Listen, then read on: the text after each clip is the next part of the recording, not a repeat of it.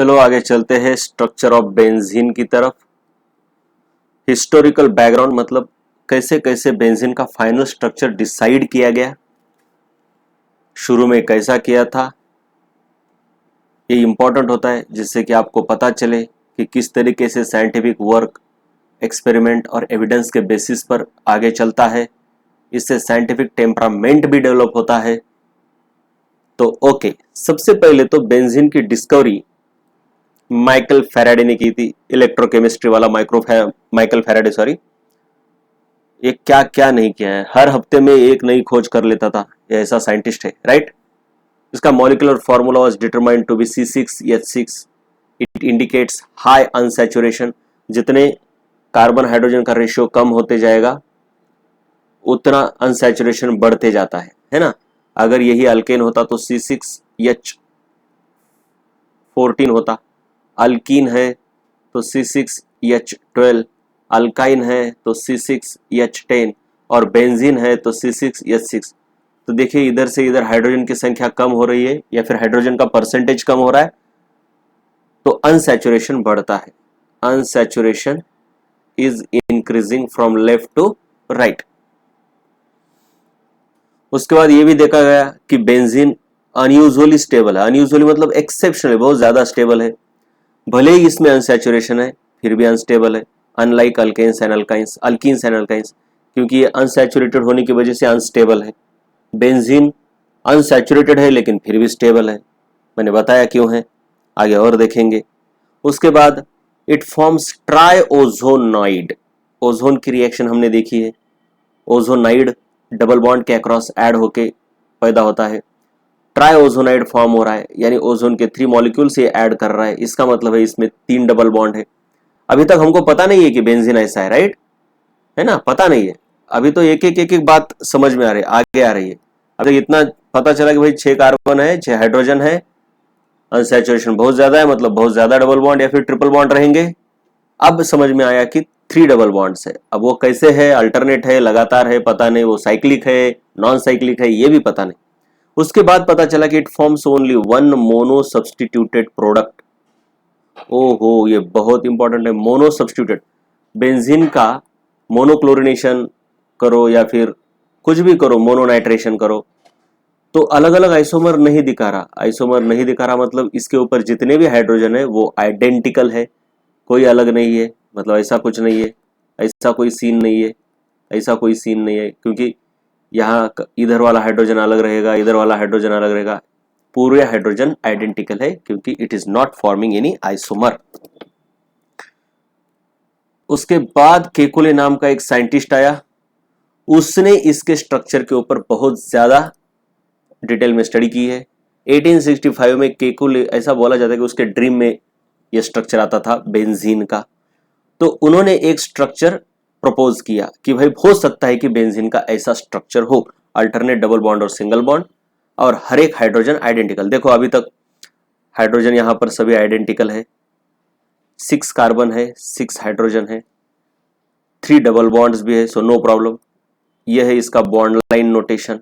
तो अभी तक तो कोई प्रॉब्लम नहीं है। अभी तक जो भी प्रॉपर्टीज हमने पढ़ी बेंजीन के बारे में, केकुले का स्ट्रक्चर बिल्कुल ही फिट बैठ रहा है। लेकिन देखिए केकुले का स्ट्रक्चर में क्या है, 6 कार्बन है, साइक्लिक रिंग है, साइकिल इंट्रोड्यूस की उसने, alternating single and double bond, ये भी बहुत इंपॉर्टेंट है। अल्टरनेटिंग क्यों, क्योंकि सभी हाइड्रोजन को आइडेंटिकल दिखाना था और हर एक कार्बन के ऊपर एक हाइड्रोजन है। प्रॉब्लम्स विथ केकुले स्ट्रक्चर, अब देखना है केकुले का स्ट्रक्चर है ठीक है, लेकिन फिर भी इसमें भी कुछ तो प्रॉब्लम आगे साइंटिफिक एक्सपेरिमेंट करने के बाद आ गए। कोई तो एक स्ट्रक्चर प्रपोज करता है, फिर एक्सपेरिमेंटली अगर उसमें कोई कॉन्ट्रडिक्शन आता है तो उसको रिजेक्ट कर दिया जाता है। मतलब जो ट्रुथ है उसी को एक्सेप्ट करेंगे, वो भी ट्रुथ कैसे डिसाइड करेंगे, स्ट्रॉन्ग एक्सपेरिमेंट के बेसिस पर, नो थ्योरी नो अथॉरिटी, है ना। यही तो है साइंटिफिक। साइंस और रिलीजन में यही तो फर्क है। रिलीजन में कोई व्यक्ति कहता है तो उसको सच माना जाता है, कभी कभार वो झूठ भी हो सकता है, लेकिन उसकी अथॉरिटी की वजह से उसको मान लेना पड़ता है। लेकिन साइंस में तुम एक्सपेरिमेंट करके डिस्प्रूव करो, काम खत्म। सो साइंटिफिक टेम्परामेंट इसी को बोला जाता है, right. Okay, scientific temperament. Okay, तो केकुले के स्ट्रक्चर में क्या क्या प्रॉब्लम आए? Kekule predicts two isomeric forms for di substituted bromine. अगर मान लो केकुले का स्ट्रक्चर ऐसा है और इसमें हम डाई सब्स्टिट्यूशन करते हैं ब्रोमीन का, मतलब 2 बार ब्रोमीन लगा दे इसमें, तो एक ब्रोमीन ऐसा आना चाहिए, एक ब्रोमीन ऐसा आना चाहिए, मतलब 2 ब्रोमीन के बीच में एक बार सिंगल बॉन्ड और दूसरे आइसोमर में डबल बॉन्ड।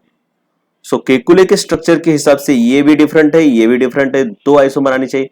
लेकिन डाई सब्स्टिट्यूशन करने के बाद कितनी बार भी ट्राई किया, 2 डिफरेंट कंपाउंड्स फॉर्म ही नहीं हो रहे थे, सेम कंपाउंड फॉर्म हो रहा था एक ही। इसका मतलब कुछ तो प्रॉब्लम है। केकुले का स्ट्रक्चर अभी हम मान नहीं सकते। याद रहे, केकुले ने सिर्फ लुईस स्ट्रक्चर इस तरीके से दिया है, उसने अभी तक ये नहीं बोला है कि यहाँ रेजोनेंस होता है, ये डबल बॉन्ड सभी तरफ घूमते हैं, ये नहीं बोला है, राइट। ये स्टैटिक डबल बॉन्ड दिए, ये स्टैटिक मतलब जगह पर रहेंगे, इधर उधर घूमेंगे नहीं है। ये रेजोनेंस का कंसेप्ट अभी आया नहीं था, इसीलिए ये स्ट्रक्चर और ये स्ट्रक्चर डिफरेंट है। लेकिन रियलिटी में ऐसे 2 स्ट्रक्चर एक्सपेरिमेंटली प्रोड्यूस नहीं हो पा रहे थे। डाई सब्स्टिट्यूटेड ब्रोमीन कितनी बार भी प्रोड्यूस करो, वो आइडेंटिकली प्रोड्यूस हो रहा था, मतलब ये और ये आइडेंटिकल होने चाहिए, लेकिन स्ट्रक्चर में तो नहीं दिख रहा।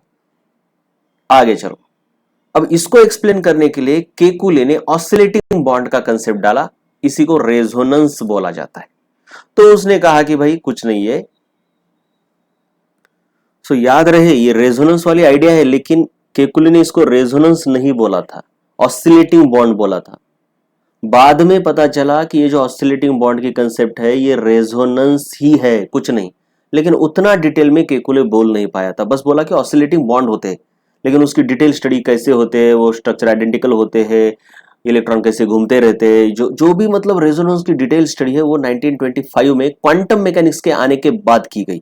लेकिन ये 1865 में केकुले बोल रहा है कि भाई ये ऑसिलेटिंग बॉन्ड की तरह कुछ तो होना चाहिए। तो उसने बोला कि ये होता ऐसे कि डबल बॉन्ड एक जगह पर नहीं रुकते, कभी इधर कभी उधर, कभी इधर कभी उधर। So it is like resonance, not exactly resonance, like resonance. Resonance like idea है ये, एग्जैक्ट रेजोनेंस डिटेल में बताया नहीं था केकुले ने, वो तो क्वांटम मैकेनिक्स के बाद बहुत डिटेल में प्रूव हो गया कि रेजोनेंस होता है। केकुले ने बताया था oscillating bonds, right. It is this oscillating bond is precursor to resonance idea. तो ठीक है, चलो, इसका मतलब है कि ये डबल बॉन्ड कभी इधर रहेगा, कभी इधर रहेगा, कभी इधर कभी इधर, इसीलिए डायब्रोमो जो ब्रोमीन मतलब डायब्रोमो कंपाउंड है, डायब्रोमो बेंजीन, वो आइडेंटिकल रहेगा, नो प्रॉब्लम। चलो, इसको भी एक्सप्लेन कर दिया केकुले ने with the help of oscillating bonds. अब आगे, लेकिन फिर भी still Kekule could not explain equal bond lengths, unusual stability of the benzene क्यों है पता नहीं था, tendency for substitution then addition, benzene की रिंग क्यों सब्स्टिट्यूशन दिखाना चाहती है, एडिशन क्यों नहीं दिखाना चाहती, भले ही उसमें डबल बॉन्ड है। क्योंकि डबल बॉन्ड वाले और ट्रिपल बॉन्ड वाले, यानी जिनके पास पाई बॉन्ड है, वो तो एडिशन दिखाना चाहते हैं, लेकिन बेंजीन नहीं दिखाना चाहता, राइट। इक्वल बॉन्ड का भी कंसेप्ट वो नहीं बता पाया, क्योंकि उसका बॉन्ड कैसा था, ऑसिलेटिंग बॉन्ड था, मतलब डबल बॉन्ड कभी इधर रहेगा तो थोड़ी देर में इधर जाएगा, ऐसा, मतलब इधर इधर। तो सम टाइम ये बॉन्ड लेंथ छोटी होनी चाहिए, सम टाइम ये बॉन्ड लेंथ छोटी होनी चाहिए, मतलब छोटी मोटी।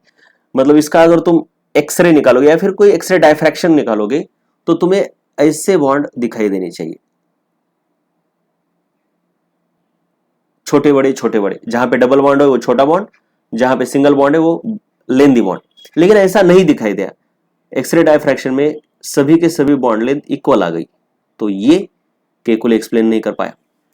तो ये सब चीजें तब एक्सप्लेन हुई जब रेजोनेंस फिनोमेनॉन आया।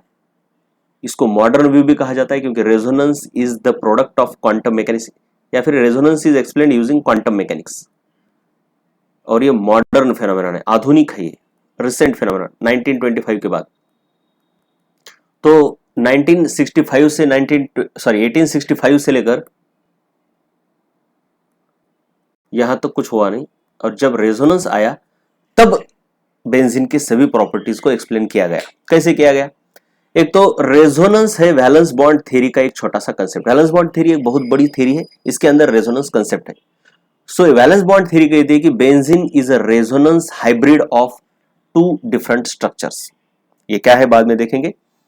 इसका मतलब क्या है कि बेंजीन के अंदर ये है double bond, single bond, double bond alternate है। इसका मतलब है ये रेजोनेंस दिखा सकता है। जहां पर भी alternate double bond single bond होते हैं वो रेजोनेंस दिखाता है। इसका मतलब क्या, ये स्ट्रक्चर और फिर ये हम ऐसा इसका दूसरा कैनोनिकल फॉर्म ऐसा निकालते हैं जो कि हमने बॉन्ड में जूस में देखा है। और ऐसा होने के बाद ये स्ट्रक्चर, ये दोनों स्ट्रक्चर दोनों भी रियल बेंजीन नहीं होते, ये दोनों कंट्रीब्यूटिंग स्ट्रक्चर है। रियल बेंजीन इन दोनों का एवरेज होता है। रियल बेंजीन इन दोनों का एवरेज होता है। इसका मतलब क्या कि डबल बॉन्ड इधर भी थोड़ा थोड़ा है, इधर भी थोड़ा थोड़ा है, इधर भी है, इधर भी है, इधर भी है, इधर भी है। तो इसको क्या करते हैं, ऐसा दिखाने की वजह से पूरी रिंग ही बना देते। तो रियल बेंजीन एक तो ये है या फिर ये है। Real benzene is this, neither this is the real benzene nor this. तो अब इससे क्या, इनको बोला जाता है canonical form. A and B are called as canonical forms या फिर contributing structure, and this is called as real structure of benzene या फिर resonance hybrid. Resonance hybrid structure of benzene. Hybrid क्यों, क्योंकि ये दोनों का हाइब्रिडाइजेशन करके मिला है। हाइब्रिडाइजेशन मतलब क्या, मिक्स करके। जब दो चीजों को मिक्स करके उनमें से कुछ बनता है तो उसे हाइब्रिडाइजेशन कहा जाता है। So this is a resonance hybrid structure of benzene. So reality में बेंजीन ऐसे एग्जिस्ट करता है, ना ऐसे ना ऐसे। जो भी मॉलिक्यूल रेजोनेंस स्ट्रक्चर दिखाते हैं, रेजोनेंस दिखाते हैं, उनका रियल स्ट्रक्चर सभी कंट्रीब्यूटिंग स्ट्रक्चर का क्या रहता है, एवरेज रहता है। राइट। तो इसमें तुम देखोगे तो हर एक बॉन्ड ना तो सिंगल है ना तो डबल है। इट इज लाइक 1.5 बॉन्ड है ना, इधर आधा, इधर थोड़ा, इधर थोड़ा, मतलब पूरा डबल बॉन्ड इधर स्प्रेड हो गया। तो 1.5 बॉन्ड की तरह बिहेव करते हैं। 1.5 bond, every bond is like 1.5 bond. Kekule के स्ट्रक्चर ए और बी थे, तो दोनों भी रियल बेंजीन नहीं है, ये बस एक दूसरे, ये रेजोनेट करते हैं और रियल बेंजीन बनाते हैं। दिस न्यू स्ट्रक्चर जो है resonance hybrid structure, it is represented with a circle inside a hexagon. इसका मतलब है, सर्कल का मतलब है कि इलेक्ट्रॉन्स डीलोकलाइज्ड 6 पाई इलेक्ट्रॉन्स है इसमें। ये कैसे वो देखेंगे हम ऑर्बिटल ओवरलैप में। 6 पाई इलेक्ट्रॉन कहां से आए, राइट। अब इससे कैसे हर एक चीज एक्सप्लेन होती है ये भी बाद में देखेंगे। पहले ऑर्बिटल ओवरलैप देखो। ये देखो इधर एनसीईआरटी में इस तरीके से ऑर्बिटल ओवरलैप बेंजीन का दिया है। मैं थोड़ा प्लेन निकाल के बताता हूं।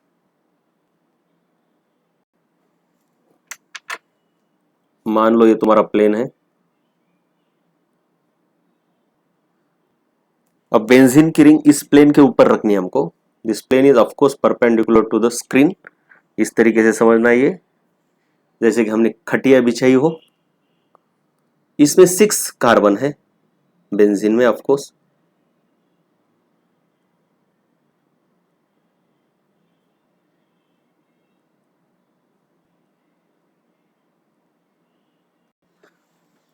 ये तो 6 सिग्मा बॉन्ड है। हर एक कार्बन sp2 हाइब्रिडाइज्ड है। sp2 हाइब्रिडाइज्ड है, तो sp2 हाइब्रिडाइज्ड है तो इसके 3-3 बॉन्ड रहेंगे, हाइब्रिड बॉन्ड। तो मान लो एक कार्बन है तो इसका एक इधर हाइब्रिड ऑर्बिटल sp2, दूसरा इधर, और तीसरा इसी प्लेन में इधर रहता है जिसके पास इधर हाइड्रोजन है। तो ये सभी सिग्मा बॉन्ड है, ये भी सिग्मा, ये भी सिग्मा, ये भी सिग्मा। लेकिन ज्यादा इंपॉर्टेंट है अनहाइब्रिड ऑर्बिटल, sp2 है। हाँ, कार्बन, हर एक कार्बन sp2 हाइब्रिड है। हमने sp2 कार्बन के बारे में क्या देखा है कि इसके ऐसे 3 ऑर्बिटल रहते हैं और p ऑर्बिटल एक अनहाइब्रिडाइज रहता है, ऐसा है ना। कार्बन तो ऐसा है, तो sp2 हो गया, मतलब इतना हो गया। तो ये तो अनहाइब्रिडाइज्ड ऑर्बिटल है। तो तुम्हें यहां पर दिखेगा एक अनहाइब्रिड ऑर्बिटल इधर इस कार्बन के ऊपर, हर एक कार्बन के ऊपर, ये ऐसा। और इसका नीचे पार्ट है जिसको मैं डॉटेड दिखाऊंगा या फिर सो ये p ऑर्बिटल। वैसे इसके ऊपर भी रहेगा इधर, और ये डॉटेड। इसके ऊपर भी रहेगा ऐसा और ये ऐसा।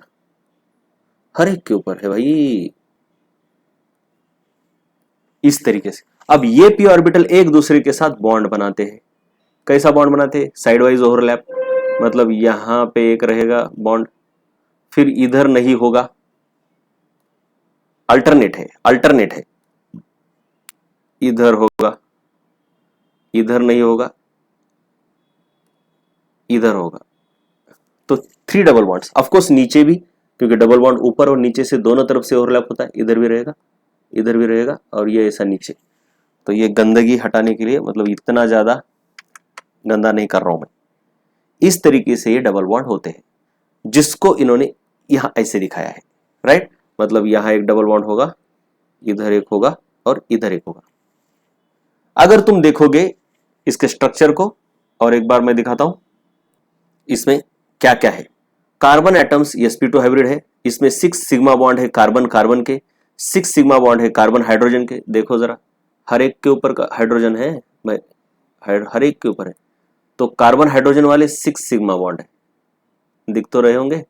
और कार्बन कार्बन वाले, ये ब्लैक वाले कार्बन कार्बन वाले हैं, और ब्लू वाले कार्बन हाइड्रोजन वाले हैं, सिग्मा बॉन्ड। और मैं क्या करता हूं, ऊपर जरा पर्पल कलर, ये पाई बॉन्ड के लिए पर्पल कलर इस्तेमाल करेंगे हम, पर्पल। ये तो अभी पाई बॉन्ड तो इस तरीके से नहीं होते, बस मैंने बताया है। लेकिन उन्होंने क्या दिया है इस स्ट्रक्चर में, एनसीईआरटी में, there is 1 unhybridized p orbital पर कार्बन। बिल्कुल सही बात है, ये जो ग्रीन मैंने निकाले हैं, ये ग्रीन, ये अनहाइब्रिडाइज्ड पी ऑर्बिटल है। हर एक कार्बन के पास एक एक अनहाइब्रिडाइज्ड पी ऑर्बिटल है। अब ये पाई बॉन्ड किस तरीके से बनाते हैं आगे देखेंगे, लेकिन ये बात पूरी समझ लो पहले, ठीक है, राइट। तो ये वर्ड इस्तेमाल किया है, देखो, this leads to delocalized pi cloud, इसको जरा समझेंगे। और इसी की वजह से स्टेबिलिटी इंक्रीज होती है। What leads to this, sorry, हमने देखा कि हर एक कार्बन के ऊपर क्या है, एक अनहाइब्रिडाइज्ड पी ऑर्बिटल है, जिसके अंदर एक एक इलेक्ट्रॉन भी है।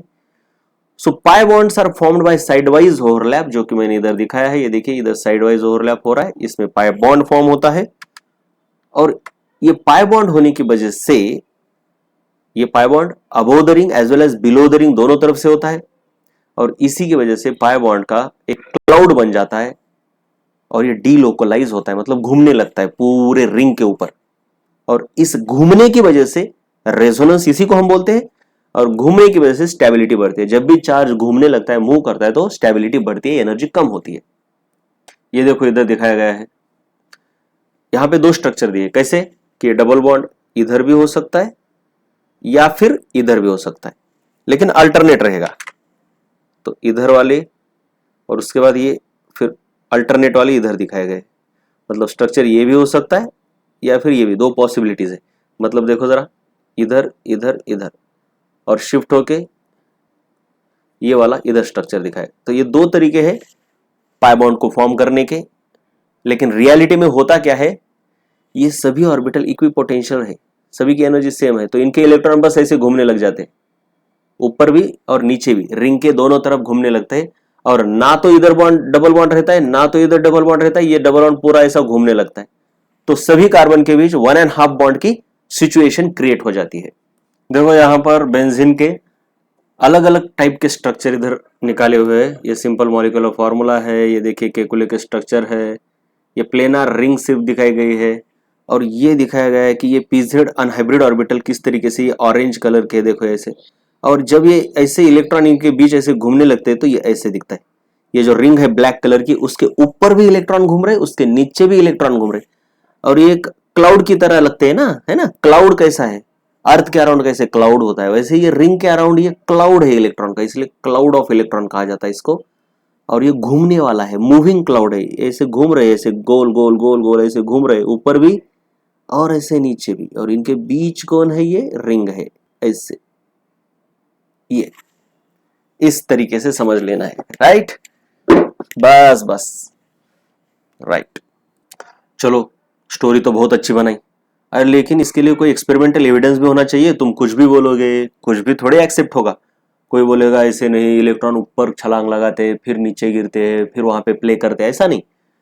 ये एक्सपेरिमेंटली प्रूव हुआ है। अभी क्या क्या है experimental proofs in the favour of this structure. कौन सा स्ट्रक्चर, केकुले वाला नहीं भाई, केकुले से भी आगे रेजोनेंस स्ट्रक्चर आया है। केकुले ने बहुत ही बड़ा कंट्रीब्यूशन दिया है, हेक्सागोनल रिंग देके, ऑसिलेटिंग बॉन्ड भी कहा उन्होंने, लेकिन सबसे बड़ा ब्रेक थ्रू कब आया? जब रेजोनेंस के बारे में बताया गया। Moving electron cloud above and below which makes all the carbon carbon bonds equal. और एक्सपेरिमेंटली ये देखा गया है एक्सरे डायफ्रैक्शन से, बेंजीन के अंदर जितने भी कार्बन कार्बन के बॉन्ड्स है उनकी लेंथ इक्वल है, विच इज 139 पिकोमीटर, और ये length carbon carbon double bond से ज्यादा है और कार्बन कार्बन सिंगल बॉन्ड से कम है।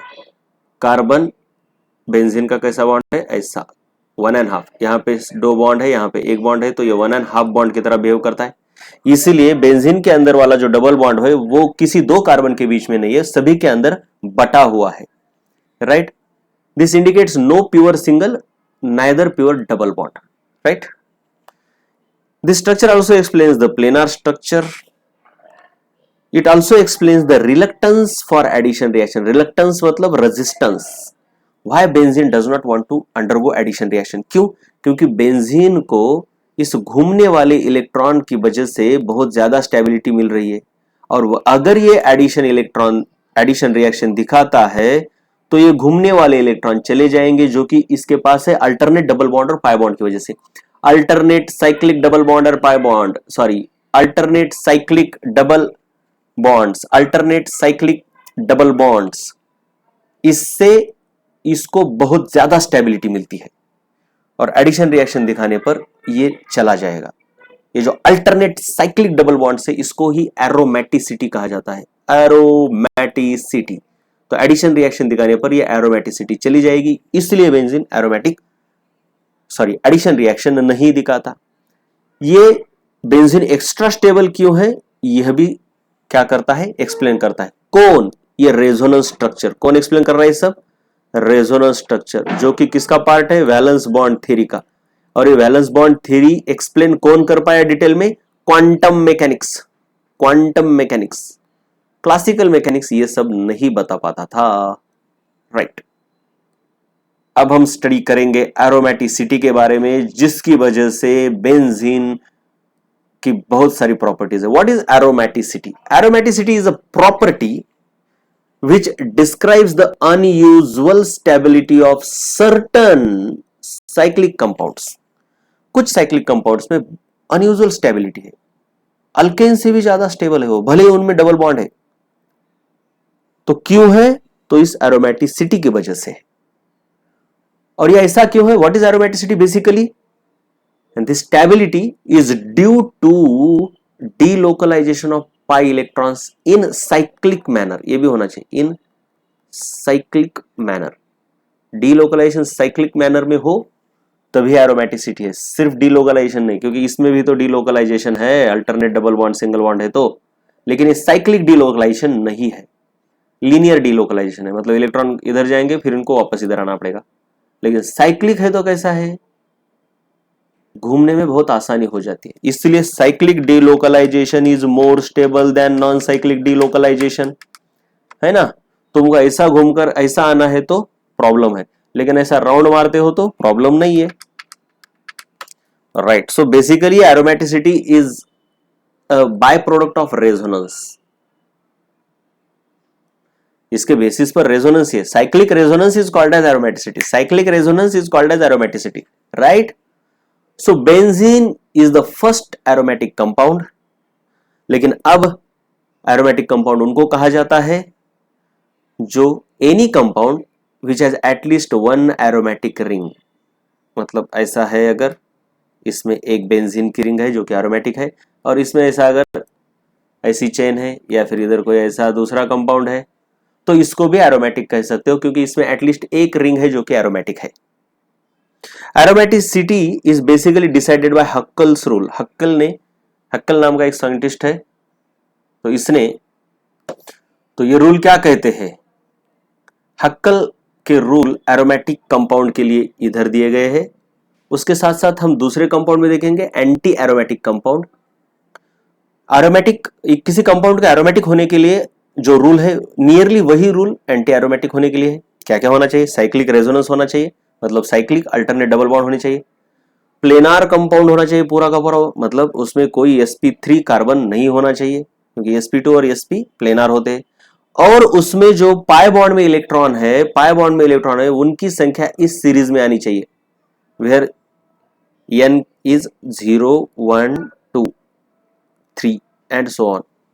अगर इस सीरीज को हम सॉल्व करेंगे तो n की वैल्यू 0 डालेंगे तो इलेक्ट्रॉन की संख्या 2 आती है, n की वैल्यू 1 डालेंगे तो 6, n की वैल्यू 2 डालेंगे तो 10।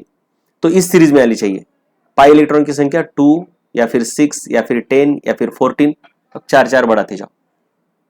तो ऐसे कंपाउंड को एरोमेटिक कहेंगे। जबकि एंटी एरोमेटिक किसको कहेंगे? पहले दो रूल तो बिल्कुल सेम है, बस डिफरेंस यहां पर है।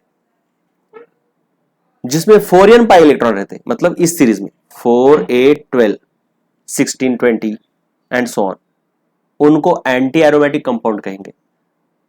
याद रहे एरोमेटिक और एंटी एरोमेटिक बिल्कुल ही सेम है, बाकी दो क्वालिटीज, बस नंबर ऑफ इलेक्ट्रॉन्स अलग है। और ये कहां से डिसाइड किया गया? ये क्वांटम मैकेनिक्स के फेनोमेनन है, अभी आपके स्टडी में नहीं है। और एरोमेटिक और एंटी एरोमेटिक इन दोनों को छोड़ के जो बाकी मॉलिक्यूल रहते हैं उनको नॉन एरोमेटिक कहा जाता है। और स्टेबिलिटी की बात जरा इंपॉर्टेंट है, ये हम क्यों पढ़ रहे हैं? स्टेबिलिटी देखी जाए तो एरोमेटिक की स्टेबिलिटी सबसे ज्यादा है, नॉन एरोमेटिक की मीडियम है, और एंटी एरोमेटिक सबसे कम स्टेबल रहते हैं। एरोमेटिक बहुत ज्यादा स्टेबल है तो एंटी एरोमेटिक बहुत कम स्टेबल है।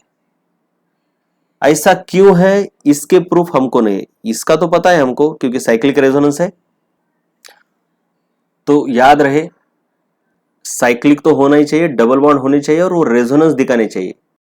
यानी रेजोनेंस का मतलब है कॉन्जुगेशन में डबल बॉन्ड होनी चाहिए, कॉन्जुगेशन मतलब alternate double bond single bond. याद रहे alternate double bond single bond lone pair भी हो सकती है, alternate double bond single bond positive charge ऐसा भी हो सकता है। मतलब रेजोनेंस में जो हमने कॉन्जुगेशन की सिस्टम देखी है उनमें से कोई भी हो सकती है, राइट?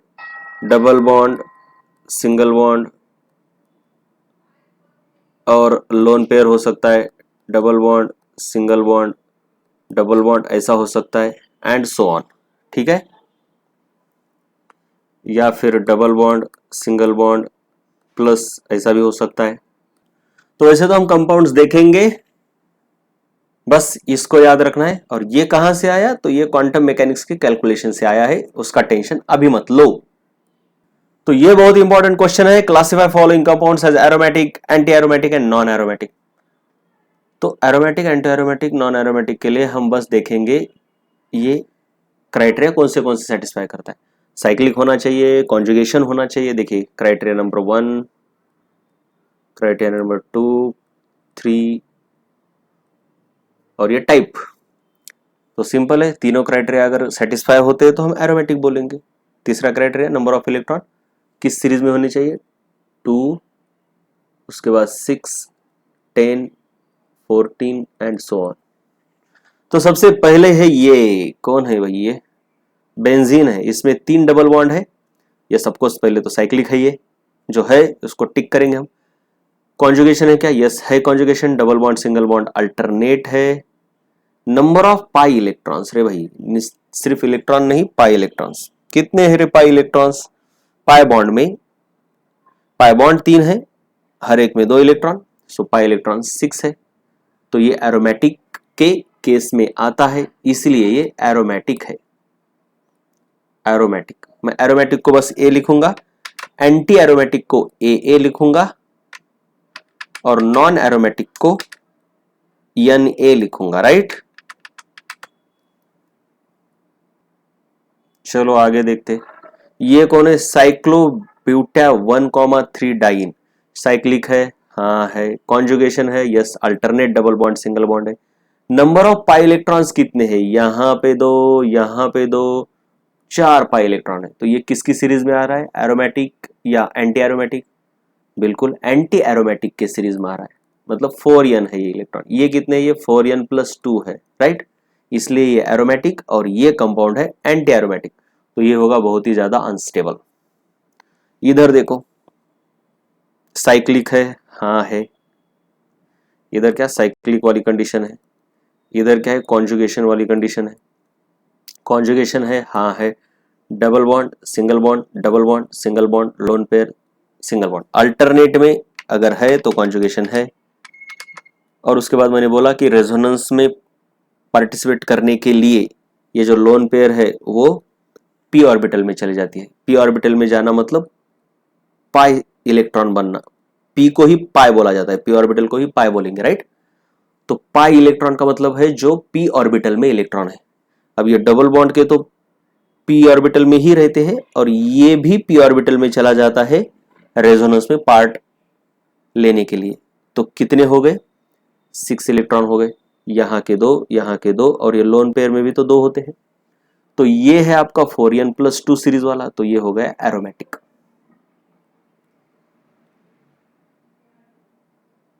चलो ये नाम देखो इसके क्या है, साइक्लोपेंटाडाइइनिल एनायन। साइक्लोपेंटाडाइइनिल एनायन किस तरीके से नाम है देखो जरा, इसका नाम है साइक्लोपेंटाडाइनिल कैटायन। अरे ये एनायन था, ये कैटायन है, ये प्लस चार्ज है भाई।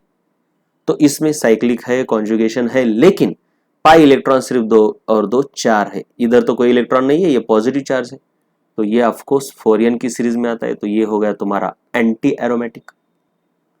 ये देखो इसमें ये बेंजीन है जो कि हमने देखा एरोमेटिक है। उसके बाजू में भले ही कुछ हो, ये एरोमेटिक हो ना हो, लेकिन कम से कम एक रिंग अगर एरोमेटिक है तो हम उस पूरे कंपाउंड को एरोमेटिक ही कहते हैं। इसमें बाकी कुछ लिखने की जरूरत नहीं है, क्योंकि बेंजीन तो एरोमेटिक है, ये हमने ऊपर देखा है, ये पहला वाला कंपाउंड। चलो आगे, साइक्लोहेप्टाट्राइनिल कैटायन। ओ कैटायन है, इसका मतलब इधर प्लस चार्ज है, लिखना रहेगा। साइक्लोहेप्टा, हेप्टा क्यों है भाई, इसमें 7 कार्बन है। कितने हैं पाई इलेक्ट्रॉन, देखो साइक्लिक है, हाँ है, कॉन्जुगेशन है, हाँ है, लेकिन इलेक्ट्रॉन कितने, 2 2 2 6 है, यानी 4n+2 इस सीरीज में आ रहा है, तो ये हो गया एरोमेटिक। वही ये है साइक्लोहेप्टाट्राइनिल एनायन। तो बाकी तो है ही, ये 2 चीजें तो है ही इसमें, साइक्लिक, कॉन्जुगेशन और ये इलेक्ट्रॉन। पाई इलेक्ट्रॉन कितने हैं, तो पाई इलेक्ट्रॉन यहां 2, यहां 2, यहां 2, और ये भी 2, तो कितने हो गए, 8 हो गए। तो ये बनता है एंटी एरोमेटिक। लेकिन यहां पे एक बात याद रखनी है कि ये जो है ना, ये अब मॉलिक्यूल को स्टेबिलिटी चाहिए होती है, लेकिन अनस्टेबिलिटी नहीं चाहिए होती है। जब मॉलिक्यूल एंटी एरोमेटिक बनता है तो अनस्टेबिलिटी मिलती है, उसको डिस्टेबिलाइज हो जाता है। तो मैंने क्या बोला, ये जो लोन पेयर वाले इलेक्ट्रॉन रहते हैं ना, वो sp3 में होते हैं, ओरिजिनली हाइब्रिड ऑर्बिटल में होते, लेकिन अगर रेजोनेंस में पार्ट लेने को मिल रहा है तो वो पी ऑर्बिटल में चले जाते हैं, मतलब खुद के ज्योमेट्री को चेंज कर देते हो टू गेट मोर स्टेबिलिटी। लेकिन यहां पर अगर ये लोन पेयर पी ऑर्बिटल में जाती है रेदर देन sp3, तो इसको स्टेबिलिटी नहीं मिल रही, अनस्टेबिलिटी मिल रही है उसको, तो एंटी एरोमेटिक हो रहा है। तो ये एक्चुअली क्या करता है, ये पी में जाता ही नहीं, मतलब ये जो लोन पेयर है वो रेजोनेंस में पार्ट नहीं करती, यानी रेजोनेंस में तो पार्ट नहीं लेती, लेकिन ये जो कार्बन है ये खुद का हाइब्रिडाइजेशन चेंज नहीं करता। ऊपर वाले हाइड्रो कार्बन ने किया था, देखो इस वाले ने खुद का हाइब्रिडाइजेशन चेंज किया था, ये इसने sp3 से sp2 बन गया to take part in the resonance to get more stability. लेकिन ये sp3 से sp2 क्यों बनेगा भाई, क्योंकि sp2 बनने पर तो इलेक्ट्रॉन की संख्या फिर कितनी हो रही है, पाई इलेक्ट्रॉन की 8 हो रही है, और एंटी एरोमेटिक बन रहा है, और डिस्टेबिलाइजिंग इफेक्ट आ रहा है। तो ये खुद का हाइब्रिडाइजेशन चेंज नहीं करता और sp3 ही रह जाता है। तो जब ये sp3 रहता है तो ये तो प्लेनार नहीं बनता फिर। सो ये साइक्लिक है, कॉन्जुगेशन में भी है, लेकिन प्लेनार नहीं। यहां पे मैंने एक सिचुएशन लिखने भूल गया, प्लेनार भी होना चाहिए। एक सिचुएशन या फिर एक कंडीशन लिखनी हमारी रह गई है, साइक्लिक और उसके बाद प्लेनार। अभी तक जो कंपाउंड है साइक्लिक भी है, प्लेनार भी है, साइक्लिक भी है, प्लेनार भी है, cyclic planar, cyclic planar, cyclic planar, ये भी साइक्लिक है, प्लेनार है। लेकिन इसका प्रॉब्लम है ये साइक्लिक है लेकिन प्लेनार नहीं है। क्यों? क्योंकि ये खुद का हाइब्रिडाइजेशन चेंज नहीं करता। तो प्लेनार नहीं है तो ना तो ये एरोमेटिक हो गया ना तो ये एंटी एरोमेटिक हो गया, ये हो गया नॉन एरोमेटिक। याद रहे, ठीक है। इधर क्या है, चलो इधर क्या है, साइक्लिक है और ये सभी sp2 कार्बन है। देख लो हर कोई देखो sp2 है इसलिए प्लेनार भी है। एक भी sp3 कार्बन आता है तो वो नॉन प्लेनार बन जाता है। तो प्लेनार भी होना चाहिए, सिर्फ साइक्लिक होने से काम नहीं चलता।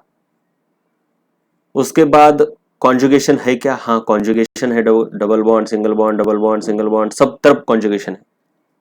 और पाई इलेक्ट्रॉन कितने हैं भाई?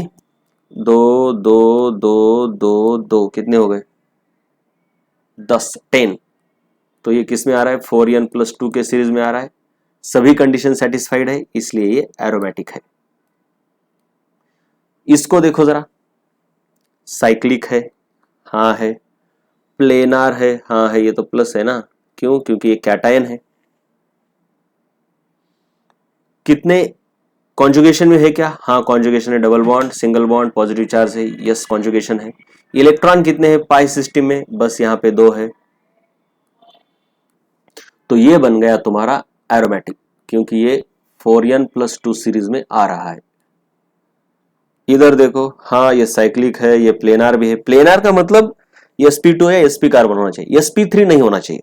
तो इसमें कोई भी sp3 नहीं है। हाइब्रिडाइजेशन कैसे पहचानना ये हमने ऑलरेडी देखा हुआ है, राइट। जब भी कार्बन को डबल बॉन्ड नहीं होता है, जब भी कार्बन के पास कोई डबल बॉन्ड नहीं होता तो वो sp3 होता है। हाँ लेकिन अगर कैटायन है तो डबल बॉन्ड हो या ना हो ये sp2 ही होता है, राइट। ये ऑलरेडी हमने देखा हुआ है बॉन्ड चैप्टर में। तो यहां पर देखो हर एक कार्बन के पास एक डबल बॉन्ड जरूर है, इधर से तो है नहीं तो उधर से तो है। इसको इसका नाम भी देखो फिनेन, ये क्या है? फिनेंथ्रीन है। कितने हैं पाई बॉन्ड? कॉन्जुगेशन भी है, पाई बॉन्ड कितने हैं या फिर पाई इलेक्ट्रॉन कितने? 2 2 2 2 2 2 2 कितने हो गए भाई? 1 2 3 4 5 6 7 14 हो गए। तो ये भी किसकी सीरीज में आ रहा है? 4n+2 की सीरीज में आ रहा है। सो ये भी हो गया आपका एरोमेटिक। इधर देखो इसको, इसमें ये एरोमेटिक है लेकिन ये नहीं है।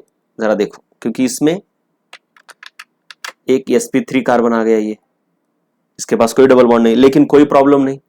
हमको क्या है? एक एरोमेटिक है रिंग, एक एरोमेटिक है तो डायरेक्टली इसको हम एरोमेटिक बोलते हैं।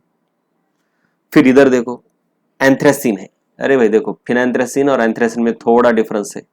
इसकी चेन, इसमें भी 3 रिंग है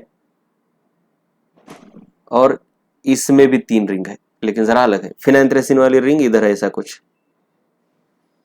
ऐसा, इधर इधर रिंग है, ठीक है। तो एंथ्रेसिन भी प्लेनार है, साइक्लिक है, कॉन्जुगेशन है और इलेक्ट्रॉन कितने? 1 2 3 4 5 6 7 मतलब 14 है। 4n+2 की सीरीज में आता है, एरोमेटिक है। बहुत ही बढ़िया। चलो इस तरीके से तुमको किसी कंपाउंड को एरोमेटिक या एंटो एरोमेटिक ऐसा पहचानना है। उसके बाद ये देखो क्या क्या क्राइटेरिया हमारे, याद रहे क्राइटेरिया बहुत ही इंपॉर्टेंट है एरोमेटिक हो या एंटी एरोमेटिक डिसाइड करने के लिए। एक तो पहला साइक्लिक होना चाहिए, उसके बाद कॉन्जुगेशन होना चाहिए, उसके बाद साइक्लिक के बाद प्लेनार भी होना चाहिए। साइक्लिक तो है, प्लेनार भी होना चाहिए, मतलब no sp3 carbon, no sp3 carbon, conjugation होना चाहिए और पाई इलेक्ट्रॉन की संख्या, ये 4 चीजें चाहिए। तो इधर देखोगे इसमें हाँ चलो ये साइक्लिक है, नो प्रॉब्लम। प्लेनार है क्या? हाँ ये सबसे इंपॉर्टेंट है। ये प्लेनार नहीं है क्योंकि यहां पे एक sp3 कार्बन है, तो बात खत्म, आगे देखना ही नहीं है। ना तो ये एरोमेटिक है ना तो ये एंटी एरोमेटिक है, डायरेक्ट नॉन एरोमेटिक बोल देना इसको। प्रॉब्लम इधर भी हुए, भले ही पाई इलेक्ट्रॉन की संख्या इसमें 6 है, मतलब एरोमेटिक के सीक्वेंस में ही आता है, 4n+2 में आ रहा है, लेकिन ये क्राइटेरिया नहीं ना सेटिस्फाई हो रहा, राइट। पूरे के पूरे क्राइटेरिया सेटिस्फाई होने चाहिए। इधर भी सेम प्रॉब्लम है, तुम देखोगे तो इधर भी सेम प्रॉब्लम है। ये एक sp3 है, ये भी कार्बन sp3 है, तो ये प्लेनार नहीं है। बाकी सब चीजें साइक्लिक है। कॉन्जुगेशन भी कंप्लीट साइक्लिक कॉन्जुगेशन नहीं, यहां से यहां तक ही कॉन्जुगेशन है, उसके आगे नहीं है। हमें तो साइक्लिक चाहिए, पूरा साइकिल के ऊपर कॉन्जुगेशन। इलेक्ट्रॉन भले ही 6 है, लेकिन फिर भी ये नॉन एरोमेटिक हो गया, क्योंकि एक भी कंडीशन अगर सेटिस्फाई नहीं होती तो वो नॉन एरोमेटिक बन जाता है, राइट।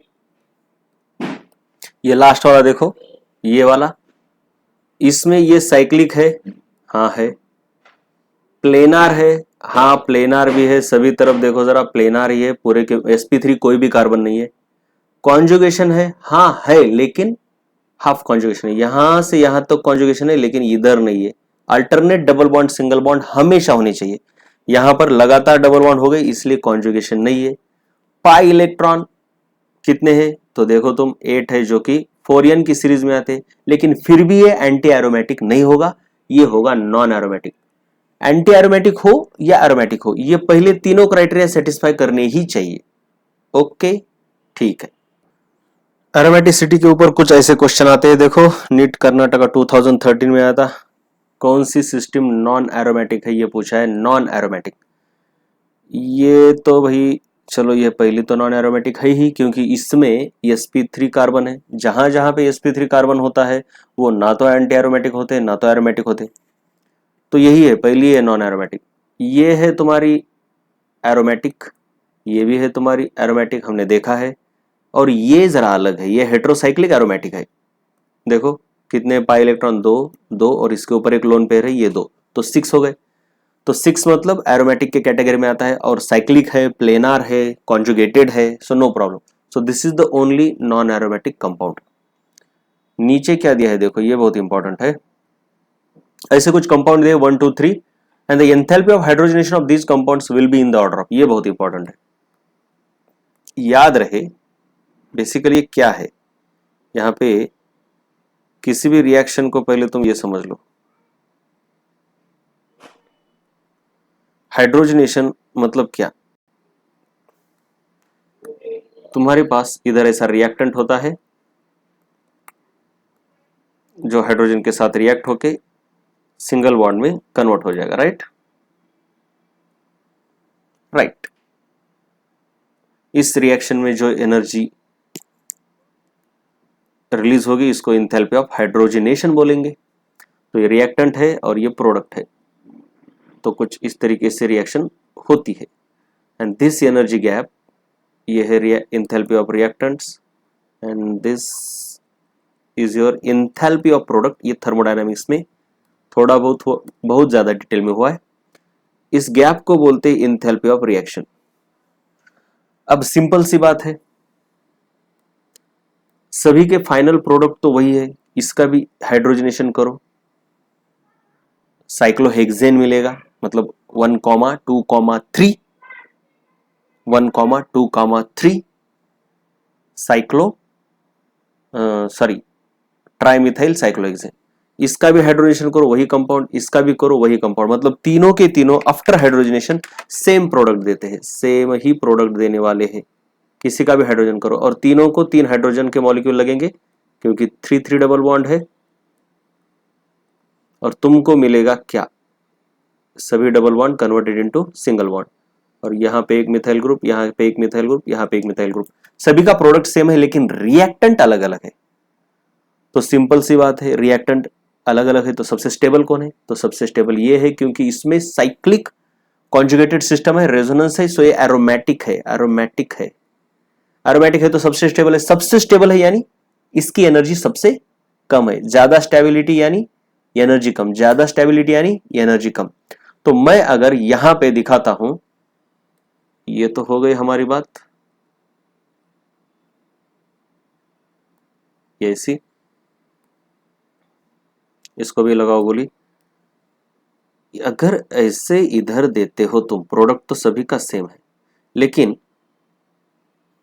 पहला वाला रिएक्टेंट सबसे ज्यादा स्टेबल है, वो सबसे कम नीचे होगा, सबसे नीचे होगा। अब इन दोनों में स्टेबल कौन है, तो ये ज्यादा स्टेबल है, ये तो सबसे ज्यादा स्टेबल है। ये थोड़ा स्टेबल है, क्यों, क्योंकि यहाँ पे यहाँ से यहाँ तक रेजोनेंस है, थोड़ा तो रेजोनेंस है, थोड़ा बहुत रेजोनेंस है, इसका मतलब स्टेबल है। लेकिन एरोमेटिसिटी नहीं है उसमें, साइक्लिक रेजोनेंस नहीं है क्योंकि यहां पे एक sp3 कार्बन है, तो ये थोड़ा ऊपर रहेगा 2 वाला, और इसमें तो बिल्कुल ही रेजोनेंस नहीं है, तो ये तो सबसे अनस्टेबल रहेगा, यानी इसकी एनर्जी सबसे ज्यादा रहेगी। This is your third reactant, और प्रोडक्ट सभी के सेम है, तो ये ऐसे जाके यहां आएगा, इसकी रिएक्शन ऐसे जाके आएगी, और इसकी रिएक्शन ऐसे जाके ऐसे कुछ कुछ इस तरीके से। तो इंथैल्पी ऑफ हाइड्रोजनेशन यानी इसके और इसके बीच का डिफरेंस, तो तुम ही देखो, enthalpy of hydrogenation of first reaction, this is enthalpy of hydrogenation of second reaction, and this is enthalpy of hydrogenation of third reaction। तो सबसे ज्यादा enthalpy of hydrogenation थर्ड वाले की, उसके बाद सेकंड, और सबसे कम enthalpy of hydrogenation of first होगी। इस तरीके से होता है ये। और ध्यान रहे, ये enthalpy of hydrogenation या फिर हाइड्रोजनेशन रिएक्शन जो है वो एक्सोथर्मिक होती है। अल्कीन की हाइड्रोजनेशन रिएक्शन एक्सोथर्मिक होती है, इसीलिए तो मैंने प्रोडक्ट को नीचे लिखा है, रिएक्टेंट से नीचे। चलो अभी एरोमेटिक कंपाउंड में प्रिपरेशन ऑफ बेंजीन देख लेते हैं। बेंजीन है एक लौता अच्छा कंपाउंड एरोमेटिक जिसको हम पढ़ते हैं। कमर्शियली देखा जाए इंडस्ट्री में it is isolated from the coal tar, लेकिन लैब मेथड्स जो हमने अल्कीन के प्रिपरेशन में देखे थे, अल्केन के देखे थे, उनमें से कुछ देखेंगे इधर।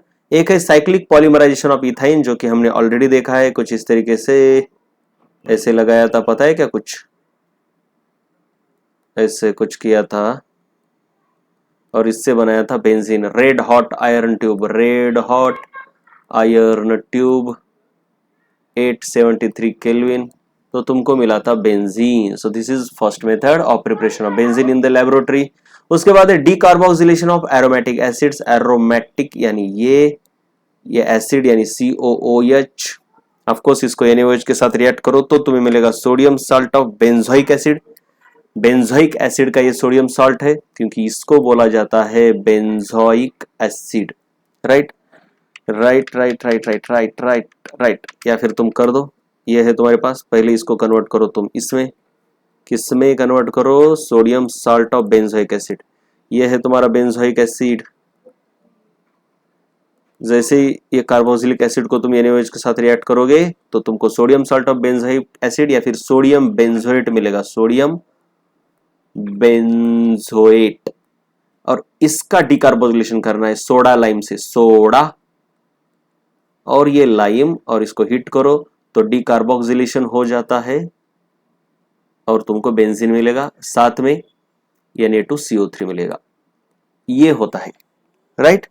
और last is the reduction of phenols, इसको कहा जाता है फिनॉल। आगे पढ़ोगे इसके बारे में डिटेल में 12th में। इसकी रिएक्शन अगर तुम जिंक के साथ करते हो, इसको थोड़ा सा हीट अगर किया जाए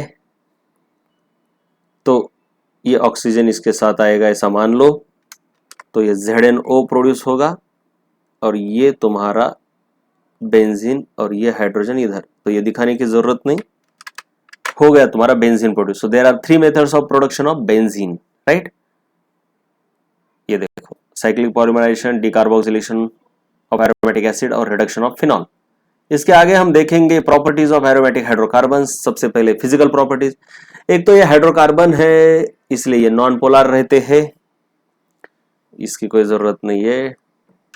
उसके बाद है ये लिक्विड्स, कलरलेस लिक्विड्स है, तो ठीक है ये सभी लिक्विड्स है और ये कलरलेस रहते हैं एरोमेटिक कंपाउंड्स। ये सॉलिड भी हो सकते हैं, यूजुअली कलरलेस है, याद रखो। और ये सबसे इंपॉर्टेंट है, कैरेक्टरिस्टिक अरोमा, मतलब ये इनमें से एक कैरेक्टरिस्टिक स्मेल आता है। उसमें से आपको पता है naphthalene, it is used for the preservation. Naphthalene के ऐसे बॉल रहते हैं छोटे छोटे, प्रिजर्वेशन में यूज किया जाता है due to its smell and moth repellent properties. Moths को ये रिपेल करता है, राइट। मॉथ तो पता है ना, हाँ, काइंड ऑफ मतलब बटरफ्लाई की तरह रहता है, राइट, बटरफ्लाई ही बोलो उसको। Next, they are immiscible with water. Why? Because, अरे ये क्या आगे दिया है, इसकी जरूरत नहीं, because they are non polar, water is polar. Yes, polar है इसीलिए, sorry, aromatic compound non polar है इसलिए they are soluble in organic solvents like alcohol and ether. ये इंपॉर्टेंट है। सूटी फ्लेम, जब भी इनको बर्न किया जाता है तो इनसे बहुत ज्यादा धुआं निकलता है। सूटी फ्लेम मतलब धुआं निकलना। देखो तुम गैस, घर में तुम गैस जो जलाते हो वो ब्लू कलर का होता है, क्योंकि उसमें हाइड्रोकार्बन रहते हैं, अल्केन्स रहते हैं, ब्यूटेन वगैरह, राइट। लेकिन इनको अगर जलाओगे तो सूती फ्लेम आती है। जैसे कि घर में अगर तुम लकड़ी जलाते हो तो बहुत ही ज्यादा सूती फ्लेम, धुआं निकलता है और येलो कलर की फ्लेम आती है, राइट।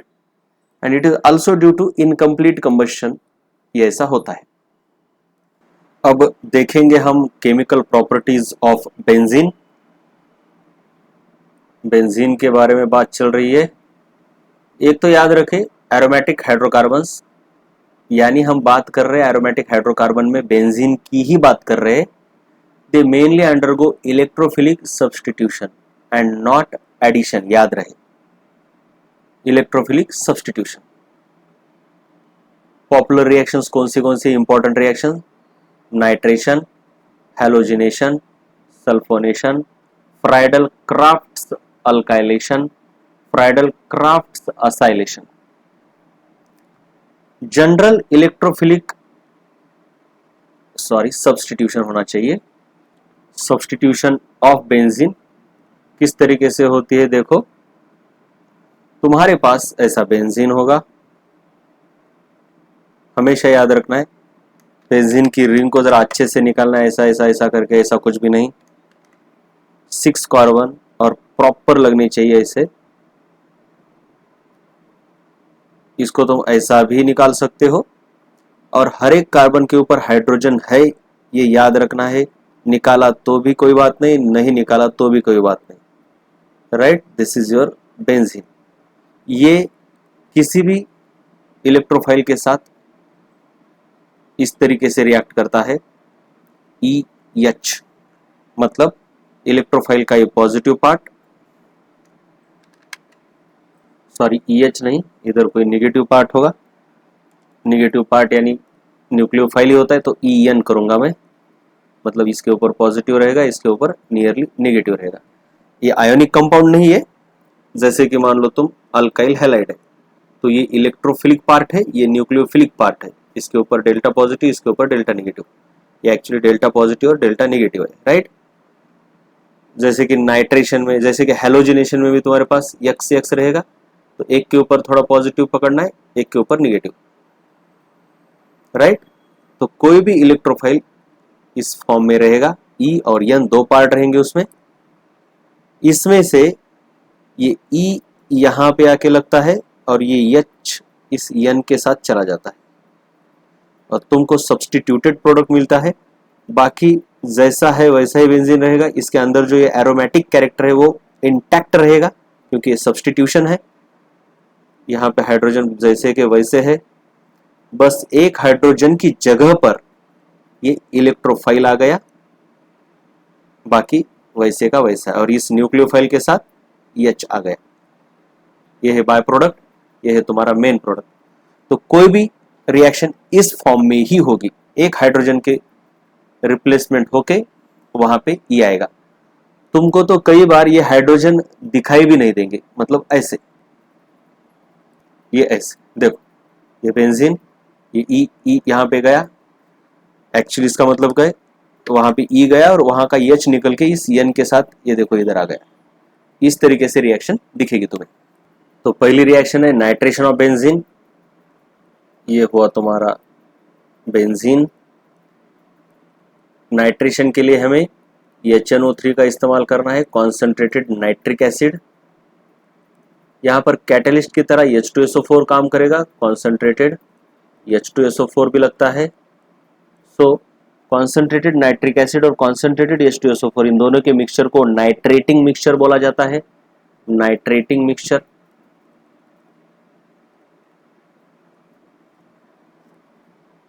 इधर लिखो,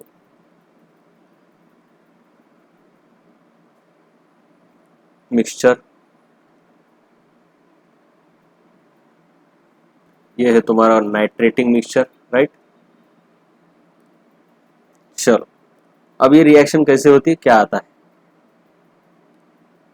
तो नाइट्रो ग्रुप इंट्रोड्यूस होता है बेंजीन के रिंग के ऊपर।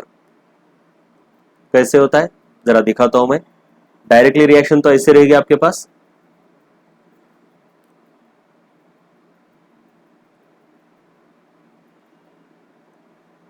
NO2 और प्लस वाटर। ये कैसे हुआ जरा समझ लो। ये तो रिएक्शन डायरेक्ट है, लेकिन कहां से कौन से एटम कहां पर आ गए, यहां पे मैं इलस्ट्रेट कर रहा हूं। ये देखो, इधर तुम्हारा H है, और ये जो HNO3 है उसको ऐसा लिख सकते हो तुम, OH और NO2। तो इसमें से ये नेगेटिव पार्ट N जैसा, और ये NO2 ये E जैसा, और ये तुमको इधर देखो कैसे बनेगा। तो ये मैंने बोला कि E पार्ट जो है वो इधर जाता है, और ये H पार्ट है वो इसके साथ चला जाता है, तो इनका तो वाटर बनेगा। तो देखो इधर NO2 आ गया, और ये H2, बिल्कुल सही बात है। बस ये होती है रिएक्शन। पहली हो गई नाइट्रेशन ऑफ बेंजीन, दूसरी है हैलोजिनेशन ऑफ बेंजीन। हैलोजिनेशन, यहां पर कोई हैलोजन बेंजीन के साथ, ये ऐसे डॉट डॉट दिखाओ या फिर ऐसा पूरा गोल कर दो, या फिर अल्टरनेट डबल सिंगल बॉन्ड भी दिखा सकते हो, जैसे कि इधर दिखाया गया है। सबका मतलब सेम ही है यहां पर, लेकिन एक्चुअल ऐसा रिंग होना चाहिए। तो ये प्रोडक्ट बनता है क्लोरोबेंजीन। जो ऊपर बना इसको नाइट्रोबेंजीन कहते हैं, this is benzene. Actual reaction तो ये है, this is nitrobenzene. Nitro group is introduced, therefore nitration कहा जाता है, इसको नाइट्रो ग्रुप बोलते हैं। तो ये कैसे हुआ, ये देखो ये क्लोरीन, इसका कोई मैकेनिज्म नहीं बता रहा मैं, बस इलस्ट्रेट कर रहा हूं कि कैसे एटम आए। तो ये तुम्हारा E की तरह काम करेगा, ये तुम्हारा N की तरह काम करेगा, तो ये इधर जाके बैठेगा, और ये तुम्हारा इसके साथ चला गया HCl बना के, तो ये हुआ HCl तुम्हारा, राइट। उसके आगे है सल्फोनेशन। पहले देखो रिएक्शन कैसे हो रही है, H2SO4 और इसमें ब्रैकेट में लिखा है SO3। बेसिकली क्या किया जाता है, H2SO4 की जगह ओलियम का इस्तेमाल किया जाता है। अब ये ओलियम क्या है देखो जरा, जब भी H2SO4 के दो मॉलिक्यूल्स एक साथ आते हैं बाय एलिमिनेशन ऑफ वाटर, तो तुम्हें H2O7 मिलता है, राइट। इसी को ओलियम कहा जाता है। डिहाइड्रेशन की प्रोसेस से ये एक साथ आते हैं, तो H2SO4 तुम्हें कई बार इस फॉर्म में मिलता है। इसको ऐसा भी लिखते हैं H2SO4 और साथ में SO3। देखो जरा फॉर्मूला सेम है इसका और इसका, ये भी H2 S2 और O7 ही है, राइट। ओलियम को लिखने का ये भी तरीका है, ये भी तरीका है, और ओलियम कुछ नहीं है, ये डाइसल्फ्यूरिक एसिड है, मतलब दो सल्फ्यूरिक एसिड एक साथ आके ये बनाते हैं। एक्चुअली जब हम ओलियम के साथ रिएक्ट कर रहे हैं तो समझना है कि H2SO4 के साथ ही रिएक्ट कर रहे हैं, तो हम एक्चुअली इसके साथ रिएक्शन हो रही है ऐसा ही समझेंगे, राइट। तो भले ही इधर ऐसा दिया है एनसीईआरटी में, लेकिन हम ये SO3 को बाजू में कर देंगे। क्यों? क्योंकि इसकी जरूरत नहीं है रिएक्शन में, ठीक है, रहने भी दो, याद रहे। लेकिन फ्यूमिंग सल्फ्यूरिक एसिड का मतलब होता है ये ओलियम, मतलब कॉन्सेंट्रेटेड सल्फ्यूरिक एसिड है बहुत, बस इतना ही है इसका मीनिंग। और कॉन्सेंट्रेटेड हो गया तो वो फिर डाइमराइज होता है, मतलब दो H2SO4 एक साथ आके ओलियम बनाते। अब देखते हैं क्या बेंजीन के ऊपर ये ग्रुप लगता है, इसको सल्फोनिक ग्रुप बोलते हैं। देखो, when we add the sulfonic group to the benzene, when we replace the hydrogen atom of the benzene by sulfonic group, then it is called as sulfonation of the benzene. याद रहे sulfonation, it is carried out by heating benzene। देखो heat है, in presence of fuming sulphuric acid. कैसे आया ये? इधर hydrogen है, H2SO4 को ऐसा लिखेंगे हम OH और SO3H, इस तरीके से। तो ये वाटर बन के निकल जाएगा, ये तुम्हारा N की तरह काम करेगा, ये E की तरह काम करेगा और ये इधर जाके चिपक जाएगा। देखो हो गया, राइट। तुमको चाहिए तो ऐसा लिख लो इलस्ट्रेशन, लेकिन एक्चुअल रिएक्शन क्या है? एक्चुअल रिएक्शन बस यही है, इतनी ही है। ये हैलोजिनेशन में एक बात बताना रह गया, ये जो कैटलिस्ट है इनके प्रेजेंस में ये रिएक्शन होती है, और ये है लुईस एसिड। मतलब एक कैटलिस्ट कोई भी लुईस एसिड होना चाहिए, जैसे कि FeBr3, FeCl3, AlCl3। ये लुईस एसिड मतलब क्या है? जिनके पास एम्प्टी ऑर्बिटल्स रहते हैं। उनका क्या काम है वो आगे मैकेनिज्म में देखेंगे हम। नेक्स्ट रिएक्शन है हमारी बेंजीन की, फ्राइडल-क्राफ्ट्स अल्काइलेशन। इसमें एनहाइड्रस AlCl3 यानी लुईस एसिड, फिर से लुईस एसिड के प्रेजेंस में जब हम अल्काइल हैलाइड को रिएक्ट करेंगे तो प्रोडक्ट ये मिलता है, मिथाइल बेंजीन या फिर टॉलिन। कैसे मिलता है? फिर से देख लो, इधर हाइड्रोजन है, इस हाइड्रोजन के साथ कौन चला गया? ये क्लोरीन चला गया और ये मिथाइल ग्रुप इधर आके बैठ गया। बात बार बार वही हो रही है, ये E की तरह एक्ट कर रहा है, ये N की तरह एक्ट कर रहा है, राइट राइट।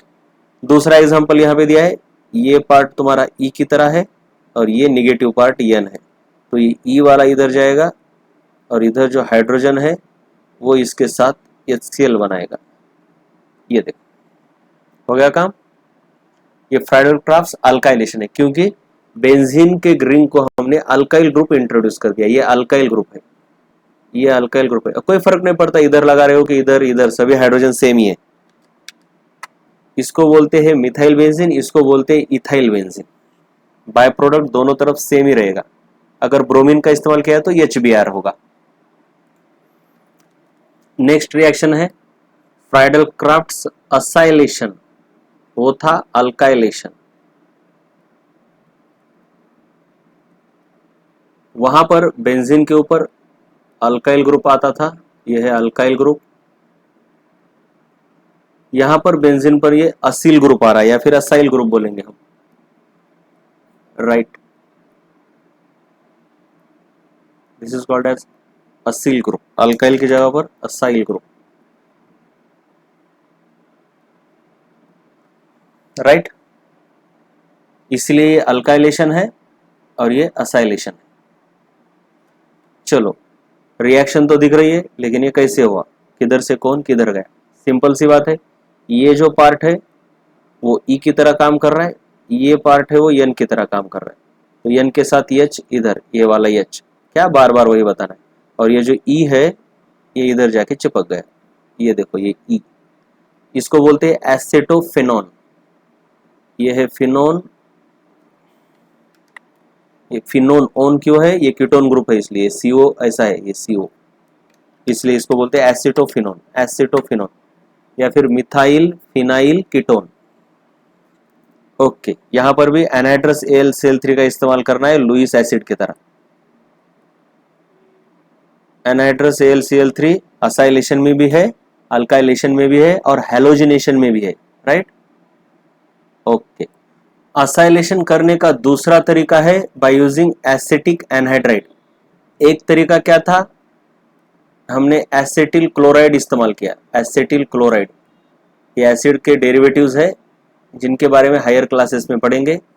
इनके नाम हमने जनरल ऑर्गेनिक केमिस्ट्री में पढ़े हुए, बस नाम। ये एसिटिल क्लोराइड है। अब ये है एसिटिक एनहाइड्राइड। ये एसिटिक एनहाइड्राइड इस तरीके से लिखा है, लेकिन इसका स्ट्रक्चर कैसा होता है? ये ऑक्सीजन और इसके ऊपर ये दोनों असील ग्रुप, ये CO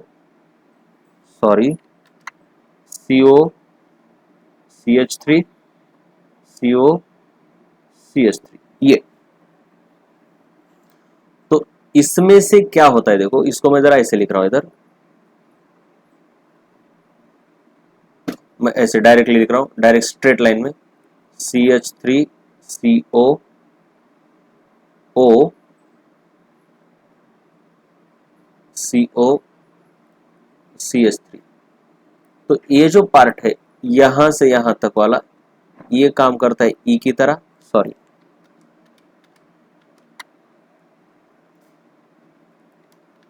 यहां से यहां तक है ई की तरह, और ये है तुम्हारा यन की तरह काम करेगा, यन। तो ये बेचारा आएगा इधर चिपक जाएगा, और इधर जो ऑलरेडी हाइड्रोजन है वो इसके साथ चला जाएगा। तो ये तो क्या कार्बोक्सिलिक एसिड बन रहा है ना, CH3COOH। तो देखो बन गया। ये किसको लेके जा रहा है, ये इसको लेके जा रहा है, समझ में आ रहा है ना। तो ये देखो ये बाय प्रोडक्ट कार्बोक्सिलिक एसिड, और ये जो यहाँ पे चिपका ये देखो इधर है, राइट। तो इस तरीके से असाइलेशन होता है दो तरीके से, एक तो एसिटिल क्लोराइड से या फिर एसिटिक एनहाइड्राइड से, लेकिन ये लुईस एसिड की जरूरत होती है।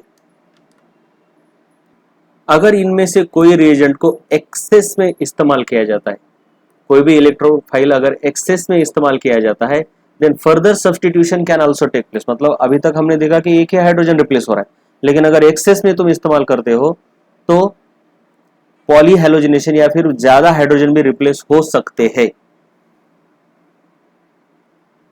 फॉर एग्जाम्पल यहां पे दिया गया है, अगर बेंजीन को एक्सेस क्लोरीन से रिएक्ट कराओगे एनहाइड्रस AlCl3 डार्क कंडीशन और कोल्ड कंडीशन में, तो यहाँ के सभी हाइड्रोजन रिप्लेस होकर उनकी जगह पर कौन आएगा, क्लोरीन आएगा। हेक्साक्लोरोबेंजीन ऐसा भी इसको बोलते हैं, हेक्साक्लोरोबेंजीन, राइट। और 6HCl क्यों है, क्योंकि यहाँ H है, हर एक H, ये क्लोरीन कैसा करेगा, हर एक क्लोरीन ऐसा होता है, एक क्लोरीन इसके साथ जाता है और एक क्लोरीन इधर आके बैठता है, तो ऐसे 6HCl फॉर्म होंगे और ये हेक्साक्लोरोबेंजीन होगा।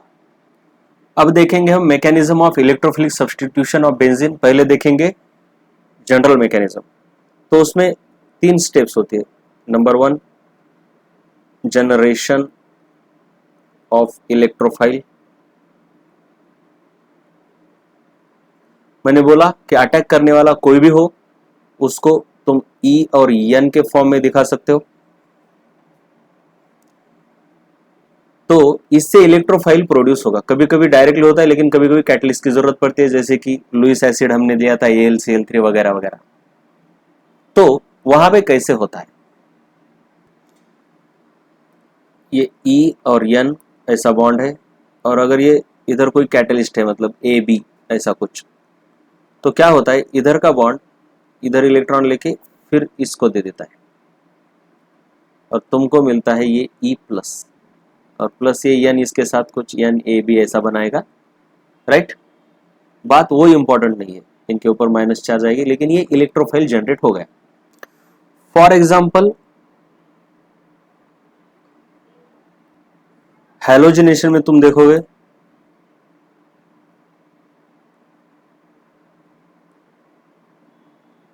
तो कैसा होता था, हैलोजिनेशन में ये ऐसा है, ये क्लोरीन है ना, ये E की तरह काम करेगा, ये N की तरह, और तुम्हारा ये AlCl3 था लुईस एसिड। तो इधर से इलेक्ट्रॉन इधर जाते और तुमको मिलता क्या, Cl+ और प्लस AlCl। ये तो अभी 3 और ये 1 4 हो गया ना, तो AlCl4-। ये जो क्लोरोनियम आयन है ये इलेक्ट्रोफाइल की तरह काम करता है। इस तरीके से हैलोजिनेशन में इलेक्ट्रोफाइल जनरेट होता है। उसी तरीके से उसके बाद हमने देखा सेकंड अल्काइलेशन। अल्काइलेशन में तुम्हारे पास ये अल्काइल क्लोराइड का इस्तेमाल कर रहे थे तुम, ये तुम्हारा E की तरह काम करेगा, ये N की तरह, और तुम्हारा कैटलिस्ट था AlCl3 जिसके पास एम्प्टी ऑर्बिटल है, तो ये ऐसे इधर जाता है ये बॉन्ड वाले इलेक्ट्रॉन, और तुमको मिलता है ऐसा carbocation as electrophile. So this is your E+, और इधर वही AlCl4। उसके बाद असाइलेशन में कैसा होता है, acylation CH3 COCl plus AlCl3, वही सेम, इधर का बॉन्ड इधर जाएगा और इसके ऊपर पॉजिटिव चार्ज आएगा, तो CH3CO प्लस प्लस AlCl4। इस तरीके से हर एक रिएक्शन में पहले इलेक्ट्रोफाइल प्रोड्यूस होता है, ये है तुम्हारा इलेक्ट्रोफाइल। ये चौथा जो नाइट्रेशन है, यहां पर थोड़ा अलग होता है, क्या होता है पहले देखो, बाद में पढ़ो। जो सल्फ्यूरिक एसिड है,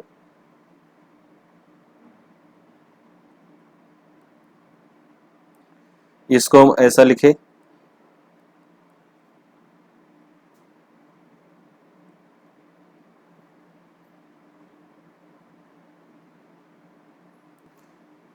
और नाइट्रिक एसिड को ऐसा लिखते हैं HNO3, राइट। याद रहे, देखो HNO3 है ना ये। तो होता क्या है, यहां के इलेक्ट्रॉन इधर चले जाते हैं, तो ये प्रोटॉन बन जाता है। तो इस प्रोटॉन को ये जो ऑक्सीजन के ऊपर लोन पेयर है ये एक्सेप्ट करती है। ऐसा भी दिखा सकते हो, या फिर तुम ऐसा दिखाओ, कोई फर्क नहीं पड़ता। बस इसका मतलब ये है कि ये हाइड्रोजन इसको आके चिपक जाएगा, राइट। एरो का नोटेशन क्या है कि इलेक्ट्रॉन ऑक्सीजन से हाइड्रोजन की तरफ गए। तो होता क्या है देखो, ये इक्विलिब्रियम प्रोसेस है। तो ये तो क्या बन गया तुम्हारा, HSO4 माइनस बन गया। तो ये बाय प्रोडक्ट है, इसलिए मैं इसको इधर लिख रहा हूं माइनस HSO4 माइनस। और ये क्या बन जाता है देखो जरा, ये प्रोटॉन इधर आ गया, तो NO2 और ये तुम्हारा OH2, OH की जगह पर OH2 बन गया ये, और इसके ऊपर आ गया प्लस चार्ज। अब ऑक्सीजन खुद के ऊपर प्लस चार्ज तो एक्सेप्ट नहीं कर पाता, सहन नहीं कर पाता, बियर नहीं कर पाता, तो ये वाटर की तरह निकल जाएगा, मतलब इधर से इधर आएगा। और ये तुम्हारी प्रोसेस फिर से इक्विलिब्रियम प्रोसेस है, ऐसे और ऐसे, और तुमको ये वाटर मिलेगा और NO2 प्लस मिलेगा। NO2 प्लस, इसके ऊपर प्लस आया और तुमको मिला वाटर। तो यहाँ पे ये है तुम्हारा electrophile. In case of nitration electrophile is NO2 plus. Usually NO2 minus रहता है, लेकिन यहाँ पे NO2 प्लस है और वो इलेक्ट्रोफाइल है, याद रहे। किस तरीके से प्रोड्यूस हुआ, 2 स्टेप में, स्टेप नंबर 1, स्टेप नंबर 2, ऐसे। तो पहली स्टेप तो हो गई हमारी जनरेशन ऑफ इलेक्ट्रोफाइल। ध्यान रहे, इसको नाइट्रोनियम आयन बोलते हैं, नाम भी तो नाइट्रोनियम आयन, नाइट्रो नहीं, पॉजिटिव आयन है इसलिए नाइट्रोनियम आयन, निगेटिव रहता तो नाइट्रो, सिर्फ नाइट्रो। हम इलेक्ट्रोफिलिक सब्स्टिट्यूशन के स्टेप्स देख रहे हैं। पहला स्टेप है जनरेशन ऑफ इलेक्ट्रोफाइल, खत्म हो गया। अब दूसरा है फॉर्मेशन ऑफ कार्बोकैटायन इंटरमीडिएट। ये जो इलेक्ट्रोफाइल पहली केस में प्रोड्यूस हुआ है, ये सेकंड स्टेप में क्या करता है, फॉर्मेशन ऑफ कार्बोकैटायन इंटरमीडिएट। ये बेंजीन के ऊपर अटैक कर देता है। ये देखो बिल्कुल मस्त है एकदम, बेंजीन के ऊपर अटैक करता है, मतलब ये है तुम्हारा E+। कैसे अटैक होता है देखो जरा,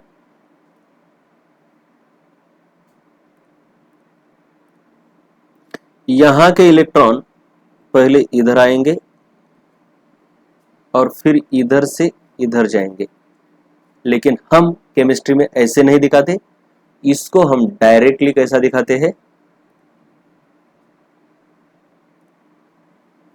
ऑफ कोर्स यहां पे हाइड्रोजन है, भूलना नहीं। हम डायरेक्टली इधर से ऐसा दिखाते हैं। भले ही इलेक्ट्रोफाइल इधर आ रहा है, लेकिन हम इलेक्ट्रॉन कहां से कहां जा रहे हैं वो दिखाते हैं एरो से। तो ये ऐसे, तो ऐसा होने से होता है क्या, ये डबल बॉन्ड सिंगल बॉन्ड में कन्वर्ट होता है, बाकी जैसा है वैसा ही रहेगा। ये ऐसा, ये ऐसा, यहाँ पे जो हाइड्रोजन है वो हाइड्रोजन, लेकिन इधर एक्स्ट्रा आ गया इलेक्ट्रोफाइल, और इस कार्बन के ऊपर आ गया प्लस चार्ज। इलेक्ट्रोफाइल का जो प्लस चार्ज है वो कार्बन के ऊपर चला गया।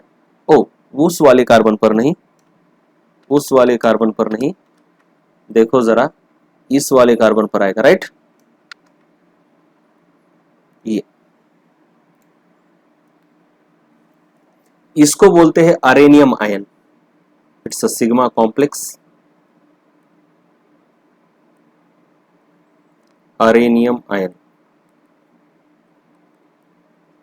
इधर हर एक कार्बन sp2 है, लेकिन अरेनियम आयन में ये जो है वो sp3 कार्बन है। ये sp3 कार्बन, याद रहे। ये जो अरेनियम आयन है ये रेजोनेंस दिखाता है कुछ इस तरीके से, क्योंकि alternate double bond single bond है, इस तरीके से रेजोनेंस दिखाता है। The arenium ion get stabilised by resonance in this way. ये तुम देख लो एरो, हमने रेजोनेंस के बारे में बहुत पढ़ा हुआ है।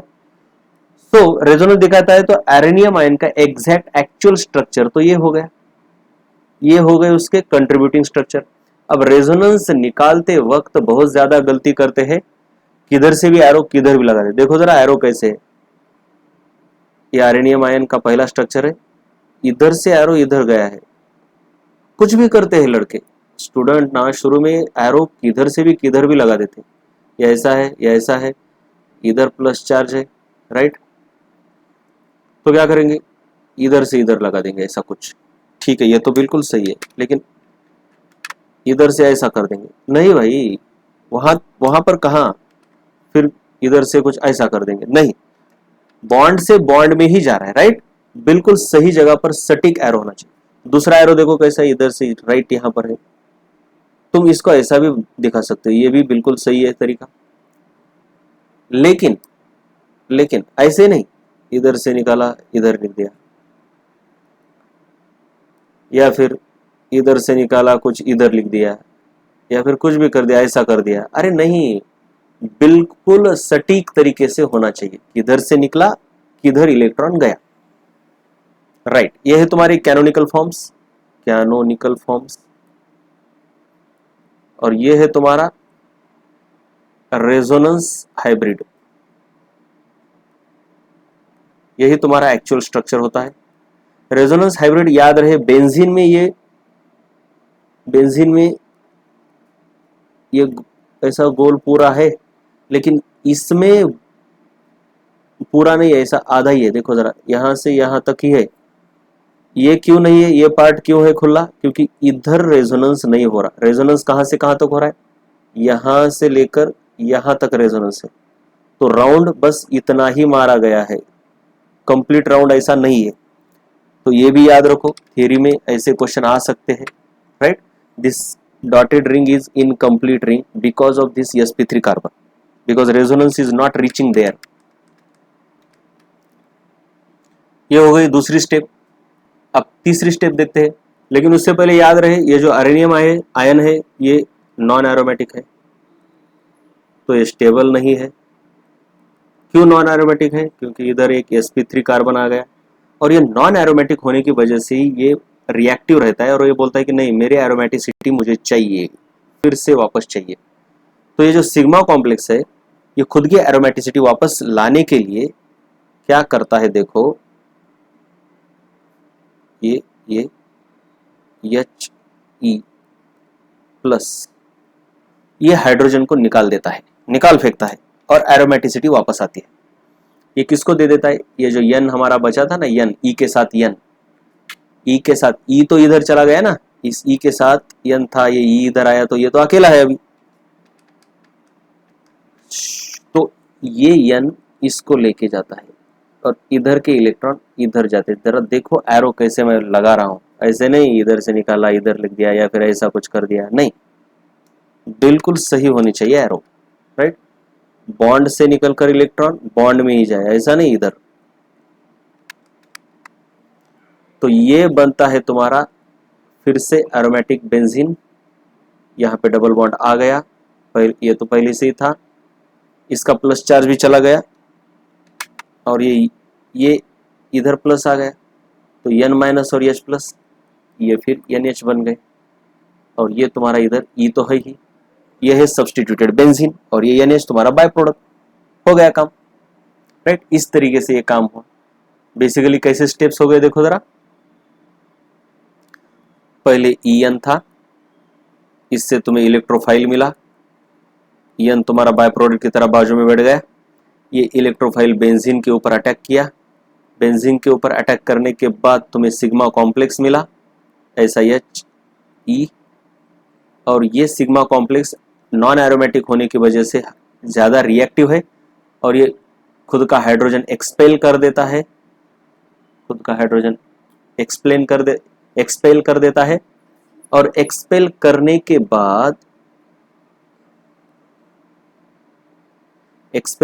बाद मतलब ये जो यन था ना, इसी यन को ये इसको एक्सेप्ट कर लेता है, फिर ये डबल बॉन्ड तुम्हारा ये बॉन्ड इधर आता है और ये तुमको सब्स्टिट्यूटेड बेंजीन अपने पुराने एरोमेटिक कैरेक्टर में दिखाई देता है और ये NH तुम्हारा बाय प्रोडक्ट इधर फॉर्म होता है NH, राइट। तो ये अलग अलग केसेस में क्या होता है देखो जरा, अलग अलग केसेस में, जैसे कि हैलोजिनेशन में देखो तुम, एग्जांपल हैलोजिनेशन में ये कैसा होगा, ये ऐसा, इधर H, इधर क्लोरीन, और ये जो N- है वो क्या होगा AlCl4। एक्चुअली वो Cl- अकेला था लेकिन AlCl3 को जाके मिल गया था ना वो, तो ये तुम्हारा ऐसा हो गया।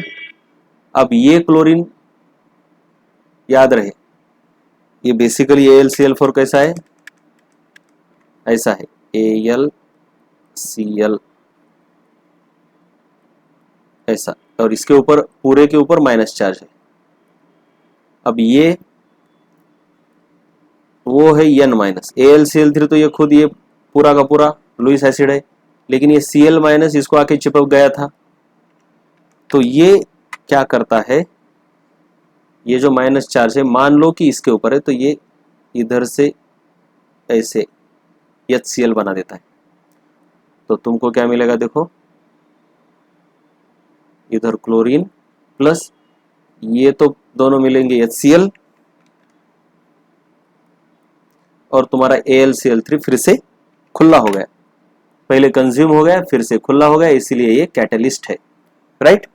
बस इसने रिएक्शन में मदद कर दी। उसी तरह सल्फोनेशन में ये जो हमारा ये बाजू में गया था, राइट, N-, ये इस हाइड्रोजन को लेता है, H2SO4 फिर से रिस्टोर हो जाता है और ये तुम्हारा सब्स्टिट्यूटेड प्रोडक्ट। तो अलग अलग रिएक्शन में कौन कौन इलेक्ट्रोफाइल है ये भी पता होना चाहिए। तो जो भी रिएक्शन देखी हमने, एक थी नाइट्रेशन, हमने ये रिएक्शन देखी बेंजीन की नाइट्रेशन, हैलोजिनेशन, सल्फोनेशन। कैटलिस्ट क्या था, यहाँ पर H2SO4 था, इधर कोई कैटलिस्ट नहीं इस्तेमाल करना पड़ा, नहीं किया ना, लुईस एसिड AlCl3, इधर कोई कैटलिस्ट नहीं था, इधर भी AlCl3, इधर भी AlCl3।